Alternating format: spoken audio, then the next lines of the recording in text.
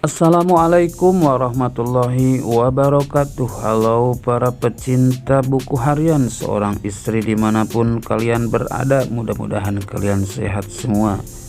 Dan saya pun sehat selalu, amin ya Allah ya rabbal alamin. Seperti yang telah kita ketahui, sinetron buku harian seorang istri tadi malam semakin menjengkelkan, bahkan semakin greget. Sebagaimana dalam masih pencarian junior. Sinopsis buku harian seorang istri tadi malam masih dalam pencarian junior, yang dimana junior masih dalam genggaman seorang pemilik HP. Dan sampai saat ini belum ada orang satupun mengetahui jika junior ada di situ. Di sisi lain, Nana yang sekarang sudah sedikit belajar silat, kungfu, dan lain sebagainya, bahkan karate, untuk jaga dirinya. Alhamdulillah, Nana pun seringkali membantu orang yang lagi kesulitan. Singkat cerita, Nana yang ikut bersama geng Cakar Pink ke suatu tempat, di mana tempat itu adalah panti asuhan, untuk membereskan permasalahan sengketa tanah. Dan tibalah di tempat tersebut. Setibanya di situ, para penjahat si Borokokok Balad si Tony udah kumpul di tempat itu, yang merencanakan untuk membakar tempat itu. Gak lama kemudian, geng Cakar Pink pun termasuk Nana melawan mereka, yang akhirnya terjadilah keributan yang begitu dahsyat, satu persatu. Bahkan di tengah-tengah hampir kalah geng Pink termasuk Nana, tiba-tiba Fajar yang sedang mengendarai mobilnya yang melihat keadaan Nana yang sedang berkelahi. Di situ Fajar pun langsung turun dan membantu Nana termasuk teman-temannya. Dan alhamdulillah setelah datangnya Fajar, lumayan agak sedikit kebantu, bahkan hampir kalah Balad si Tony. Namun sebagian Balad si Tony yang tidak mengikuti pertengkaran, mereka langsung ke belakang untuk membakar panti asuhan itu, dan membawa bensin itu diaur-aurkeun, dibanjurkeun karena bangunan panti asuhan, dan akhirnya terjadilah kebakaran itu. Oleh karena itu, yang saling berkelahi di waktu itu, Nana, Dewa, dan teman-teman lainnya termasuk geng Cakar Pink langsung segera secepat mungkin menolong anak-anak yang berada di panti asuhan itu. Langsung berpencar mengambil anak-anak yang ada di sana, karena api sudah begitu besar, asap pun sudah gelap saking gedenya api. Singkat cerita, gak lama kemudian datanglah pemadam kebakaran, di mana pemadam kebakaran itu diantaranya adalah bapak-bapak yang punya KP yang menyimpan keberadaan junior. Disitulah si bapak itu dan teman-temannya lainnya memadamkan api yang telah membakar bangunan itu, dan akhirnya api pun mati juga. Dan Nana yang dalam pencarian anak-anak panti asuhan, tiba-tiba Nana tertimpa kayu dan langsung jatuh. Gak lama kemudian Nana pun dibawa ke pinggir, dan lagi di pinggiran itu bangunan, Nana merasa berdekatan dengan junior, yang padahal memang junior ada di situ, yang dibawa oleh si bapak pemadam kebakaran yang dititipkan oleh kepada ibu-ibu yang ada di situ.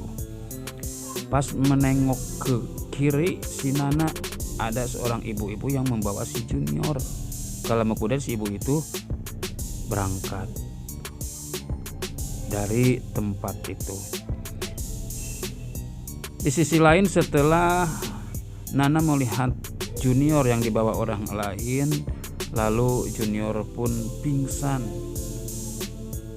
Bahkan setelah itu dibawa oleh si Fajar ke mobil karena melihat keberadaan Nana yang begitu parah, mau dibawa ke rumah sakit. Di tengah-tengah perjalanan mau ke rumah sakit, Ternyata si Jangkar Kelvin bersama si Itil Priska yang begitu jahatnya semakin menjadi-jadi, akhirnya membuntuti Pajar dan Nana di belakangnya.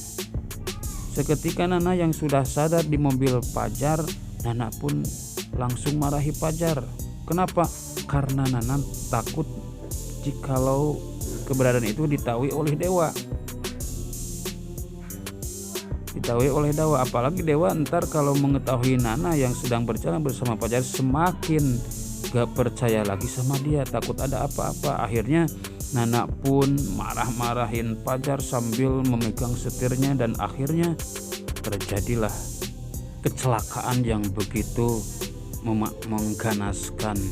Ditambah-tambah Kelvin bersama Silvia yang memepet mobil Pajar.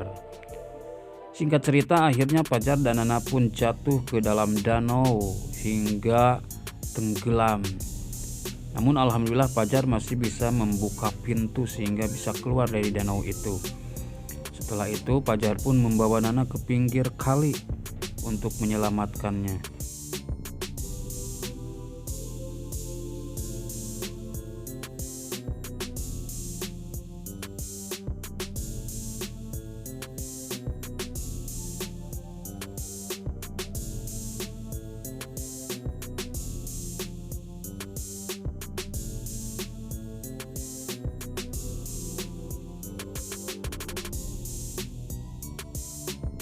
Di mana di pinggir kali itu ada sebuah gubuk yang kecil, dan Pajar pun di situ saking ketakutannya ada apa-apa dengan Nana pun dipeluk, dibelai supaya mendapatkan kehangatan.